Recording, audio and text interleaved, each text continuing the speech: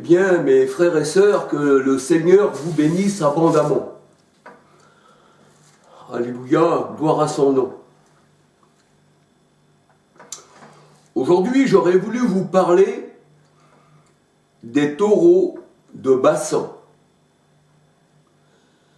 Dans le psaume 22, il est dit, psaume 22, 13, « Des taureaux de Bassan m'environnent. Une bande de scélérats ont percé mes mains et mes pieds. » Et nous voyons dans la parole de Dieu que les taureaux de Bassan représentent les Philistins, représentent les Goliaths, les personnes de haute taille, qui dans la parole de Dieu représentent l'orgueil, représentent les géants. Nous voyons aussi qu'il y a des arbres dans la parole de Dieu qui représentent l'homme, parce que l'arbre bon porte du bon fruit, l'arbre mauvais porte du mauvais fruit. Ceux-ci, ce sont des faux prophètes, dans Matthieu 7, versets 15 à 20, et que la cognée est mise à la racine des arbres. Ça c'est écrit, quand le Seigneur Jésus-Christ est venu, c'est ce que Jean disait au sujet des faux prophètes. Déjà, la cognée est mise à la racine des arbres. Et la cognée, celui qui coupe, toute plante que mon Père Céleste n'a pas plantée sera déracinée ou coupée, eh bien, c'est le Seigneur. Et nous voyons que les arbres, eh bien, il est des fois où ils prennent de la hauteur. Et c'est comparé aussi à l'homme, eh bien, qui prend de l'orgueil. Il veut être au-dessus de tous les autres arbres. Et le Seigneur, il dit, dans ta chute, quand je t'ai coupé, eh bien, tu as entraîné avec toi les autres arbres. Mais toi, tu les dépassais. Ta cime était au-dessus. Et là, nous voyons qu'il y a des hommes aussi qui dépassent le peuple, un peu comme le roi Saül, mais qui font partie aussi, eh bien, des rejetés de l'Éternel. Alléluia. Parce que Dieu ne considère pas ce que l'homme considère. L'homme considère que quand on parle des géants, c'est la grandeur. Alors que nous parlons des Philistins, et que les Philistins, même aujourd'hui, eh bien, c'est la Palestine. C'est Canaan, c'est là où il y a, eh bien, cette Jérusalem qui tue les prophètes, et ceux qui lui sont envoyés. Alléluia. Donc là, j'aurais voulu vous parler des taureaux de Bassan. Alléluia. On va se laisser guider par la parole du Seigneur. Alléluia. Alors la parole de Dieu nomme taureaux de Bassan ceux qui de commun accord ont crucifié le Seigneur Jésus-Christ. Ceux qui ont crucifié le Seigneur Jésus-Christ, nous savons qu'il y avait là les anciens du peuple, les scribes, les pharisiens, tous ceux qui dirigeaient le peuple. Nous savons aussi qu'il y avait les Romains, il y avait là aussi Pilate, il y avait là aussi Hérode, que le Seigneur appelait ce renard. Eh bien, ils se sont mis contre le Seigneur. Et le Seigneur les appelle les taureaux de Bassan. Et pourtant, Bassan, dans la parole de Dieu, ça représente les Philistins, ça représente Cham, ça représente l'Égypte, ça représente dans la parole de Dieu les ennemis de Dieu. Alléluia. Ça représente les fausses doctrines. Et ça représente aussi les païens qui se mettent contre le Seigneur. Parce que nous voyons qu'il y avait aussi, eh bien, les Romains, il y avait les soldats romains qui étaient là, qui ont mis le coup de lance au Seigneur Jésus-Christ afin que s'accomplissent ses Écritures, parce que le Seigneur, il se sert aussi des païens pour accomplir son Écriture, parce que c'était déjà prédit d'avance que le Christ devait, eh bien, être percé, les pieds, les mains et le coup de lance sur le côté, et ils se sont partagés au sort ma tunique. Et là, dans le psaume 22, quand on lit le psaume 22, on peut commencer à partir du verset 13, et qu'on lit toute la suite, eh bien, une bande de lions rugissants, eh bien, se sont mis contre moi. Et les lions rugissants, dans la parole de Dieu, on sait ce que c'est, dans Sophonie 3.3, ce sont les faux prophètes. 1 Pierre 5.8, ce sont les faux prophètes. Les lions rugissants, c'est tous ceux qui se disaient enseigner le peuple, mais lorsqu'il faisait un prosélyte, eh bien ce prosélyte était pire qu'eux. Alléluia, elles avaient annulé le commandement de Dieu pour leur tradition, une tradition d'hommes.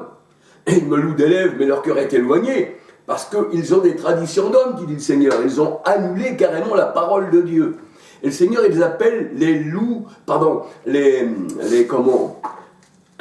taureaux de Bassan. Et là, nous voyons que c'est les Philistins, c'est l'Égypte. Mais le Seigneur se sert des choses qu'on pourrait comprendre que c'est vraiment l'Égypte ou autre chose. Mais là, le Seigneur, il parle spirituellement. Quand le Seigneur, il appelle la Jérusalem actuelle l'Égypte, la Bible, elle dit, c'est spirituellement qu'on l'appelle Sodome et Égypte. Pourquoi? Parce qu'on retrouve souvent le triangle. Et on retrouve les pyramides qui ont été faites qui pour durer, mais le Seigneur, au fil des années, de l'éternité, tout ça disparaît. Il faut un temps pour toute chose. Alléluia. Alors, quand on parle des Égyptiens, quand on parle des Philistins, ici et ça, nous savons que les Philistins, encore aujourd'hui, Goliath, c'était un Philistin, il était de Gath, c'était un géant, ça représente la pyramide, ceux qui gouvernent les géants de ce monde, qui sont appelés les bienfaiteurs, avec toute leur multitude aussi de ceux qui votent pour eux, et ça s'appelle les nations dans la parole de Dieu, ils se sont ligués contre l'Éternel et contre son oint. C'est ce que nous dit la parole de Dieu. Alléluia. Alors Dieu ne considère pas ce que l'homme considère. Quand le Seigneur parle, au contraire, il faut partir sur ce que le Seigneur nous fait comprendre. Que les taureaux de Bassan, ça ne désigne pas simplement que les Philistins, que l'Égypte, mais ça représente, eh bien, les rois de ce monde, les religions de ce monde, qui se sont ligués contre le Seigneur et contre son oint. Alléluia.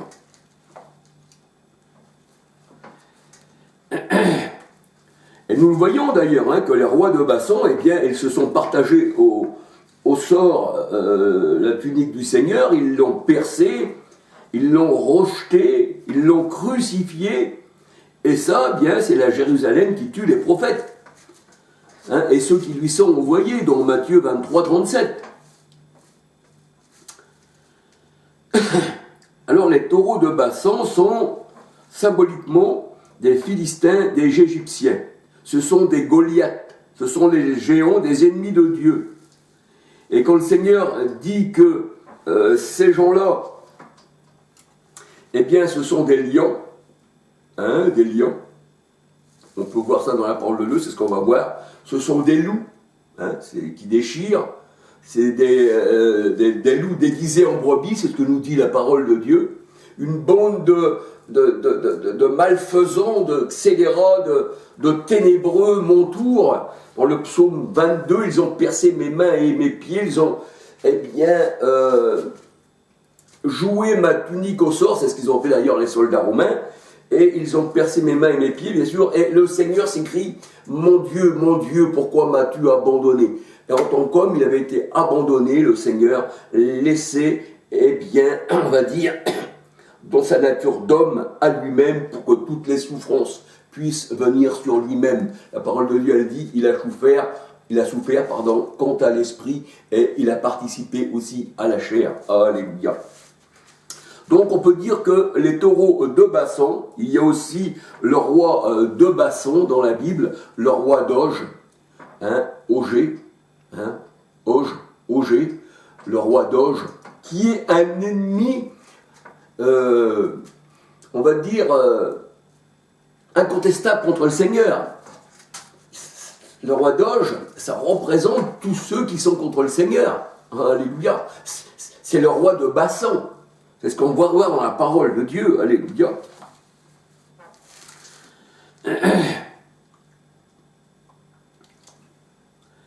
Alors, il est vrai que le Seigneur, quand il parle des rois de Bassan, quand il parle de l'Égypte, des Goliaths, des Philistins, eh bien, le Seigneur, il a un langage qui n'est pas comme le langage des hommes. D'ailleurs, il disait à ceux qui étaient nés de la chair, qu'ils avaient pour père Abraham, mais que leur mère était Agar, symbolisé par Galates 4, 21 à 31, c'est-à-dire la chair, eh bien, ils ne comprenaient pas le langage du Seigneur. Alors ils disaient, nous sommes enfants d'Abraham. Mais le Seigneur, il dit non. Vous avez pour père le diable. Et c'est parce que vous êtes de l'adversité que vos pères, parce que le diable, ça veut dire adverse, vos pères vous ont enseigné un enseignement adverse à la parole de Dieu, ce que vos pères sont, vous l'êtes, et vous avez pour père le diable. C'est pour ça que vous ne comprenez pas mon langage, parce que vos pères ont annulé comme le nom de Dieu pour leur tradition. Jean 8, versets 43-44. Mais un enfant de Dieu comprend le langage spirituel de notre Seigneur. Il comprend les paraboles. Mais le monde ne comprend pas. Parce qu'il a des oreilles pour entendre, il n'entend pas, des yeux pour voir, il ne voit pas, et une bouche qui ne parle pas. C'est une statue. Mais le Seigneur, il dit, vous, ça vous a été donné de comprendre. Mais je ne me suis pas révélé au monde, mais je me suis révélé à vous, mes élus. Matthieu 13, versets 3, 10, 11, 12, 13 à 17. Matthieu 13, versets 3, 10, 11, 12, 13 à 17. Et pour les religieux de ce monde, pour ces taureaux de Bassan, eh bien, le livre, la parole de Dieu est cachetée et ils ne peuvent pas en comprendre le sens. Parce qu'elle se lit spirituellement, mais pas littéralement. Ésaïe 29, versets 4, 5, 10 à 12. 1 Corinthiens 2, versets 10, 11, 12, 13, 14, 15, 16. Alléluia. C'est pour ça que c'est spirituellement qu'on en juge la parole, et l'homme spirituel peut en juger, puisqu'il a l'esprit qui lui révèle les choses cachées de Dieu. Alléluia. Alors dans le psaume 22, versets 1-2, il est dit, mon Dieu, pourquoi m'as-tu abandonné?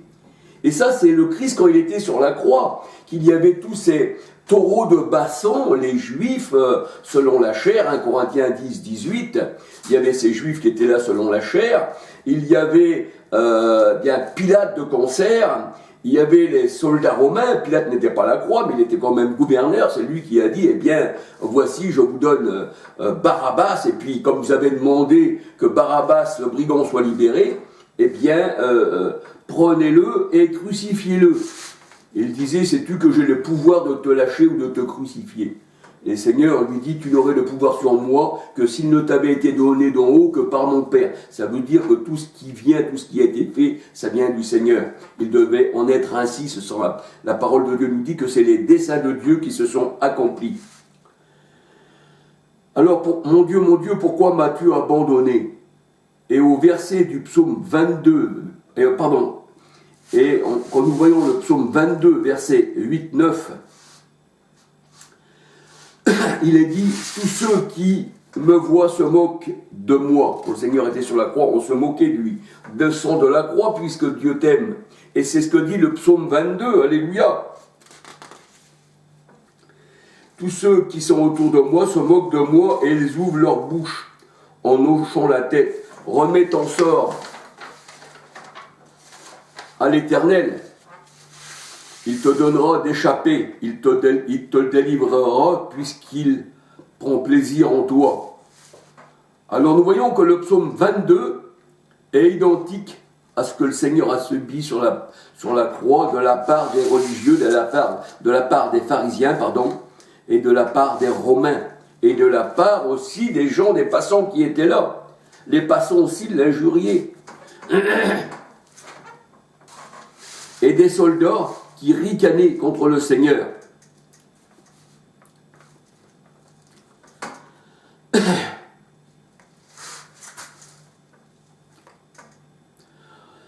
On voit que tout cela venait du monde. Dans Matthieu, verset 27, verset 1-2. Nous voyons que les prêtres et les anciens du peuple tenèrent conseil contre Jésus pour le faire mettre à mort. Après l'avoir lié, ils l'emmenèrent et le livrèrent à Pilate. Nous voyons que les prêtres et les anciens persuadèrent la foule de demander, même la foule aussi, de demander la libération de Barabbas, qui lui était un bandit, et il y avait une loi qui indiquait qu'on pouvait soit choisir un homme pour le libérer, soit l'un ou l'autre. Et la foule, les grands prêtres demandèrent, excitèrent la foule de demander plutôt Barabbas, le bandit, qu'il soit libéré, plutôt que Jésus le Christ, le juste, et bien qu'il soit crucifié. Et ce n'en était toujours ainsi, l'homme est injuste, bien qu'il se dit être au pouvoir et bien exercer la loi. Mais ça, c'est la loi de l'homme, égalité, fraternité, et bien ça, c'est purement franc-maçonnique, c'est plutôt pour eux la fraternité et la liberté, mais pour le peuple, eh bien, c'est la maison de servitude. Et là, ils ont demandé, eh bien, de lâcher plutôt Barabbas que le Seigneur Jésus-Christ. Matthieu 27, versets 11 à 50. Ici, dans Matthieu, nous voyons ce qui s'est passé dans le psaume 22. C'est exactement identique, alléluia, à Matthieu 27, versets 11 à 50.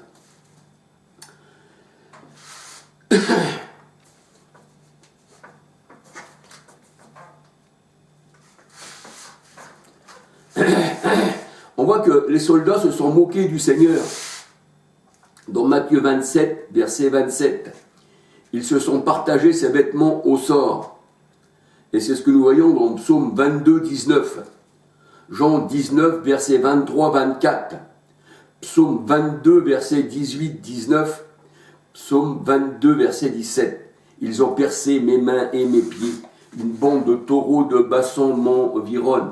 Et les taureaux de Bassan, eh bien, représentent les Goliaths, représentent les Philistins, représentent Canaan, représentent toutes les religions du monde, eh bien, qu'ils ont bâties sur la paille, qu'ils ont bâties sur le sable, mais qu'ils n'ont pas bâti sur le rocher et sur le fondement des apôtres, parce que le salut vient des Juifs, alléluia. Mais le salut ne vient pas d'un homme. Jérémie 17, 5.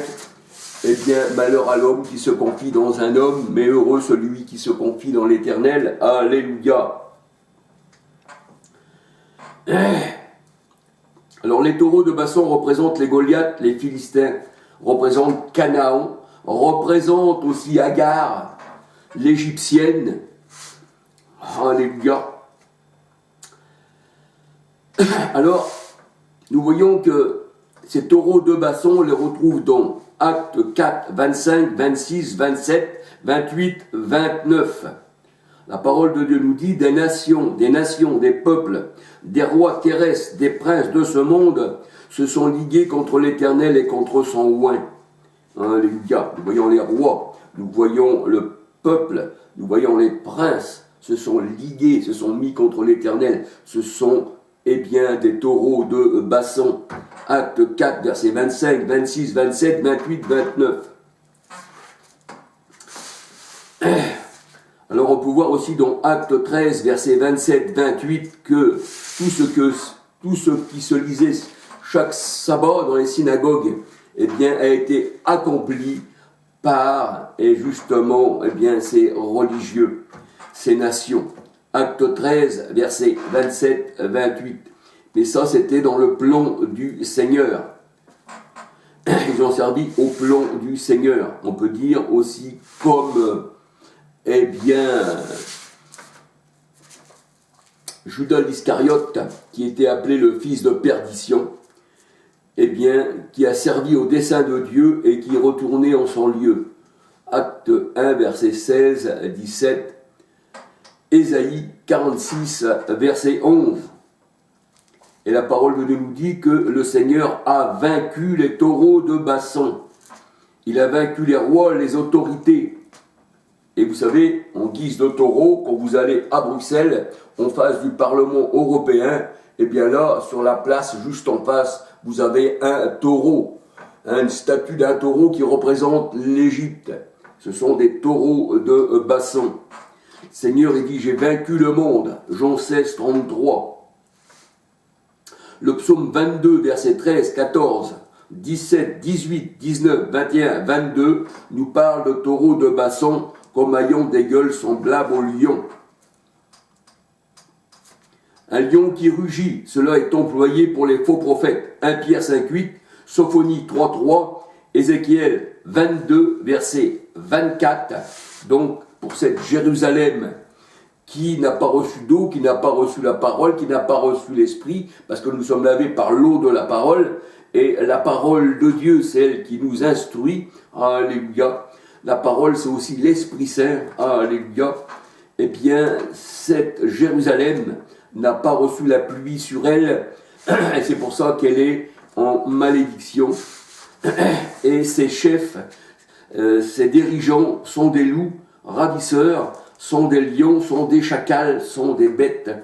Ézéchiel 22, versets 24, 25, 26, 27, 28, 30, 31. Et ceci est dit de Jérusalem qui n'a pas été arrosée de pluie au jour où elle a été visitée. Elle est une terre qui est maudite, maudit soit Canaan. Hébreux 6, verset 7, 8. Osée 6, verset 1, 2, 3. Et Ésaïe 1, verset 30. C'est un jardin qui n'a pas d'eau. C'est un jardin qui n'a pas d'eau. Et la parole de Dieu nous dit, je ne me souviens plus le verset, que nous qui appartenons au Seigneur, nous sommes un jardin arrosé d'eau. Et le jardin, la terre, c'est Apocalypse 21, versets 1, 2, 9, 10, la nouvelle Jérusalem, qui est arrosée bien, du Saint-Esprit, alléluia, de la source d'eau vive, Jérémie 2, 13, Jean 7, 37 à 39, alléluia. Et c'est pour ça que le Seigneur, il dit,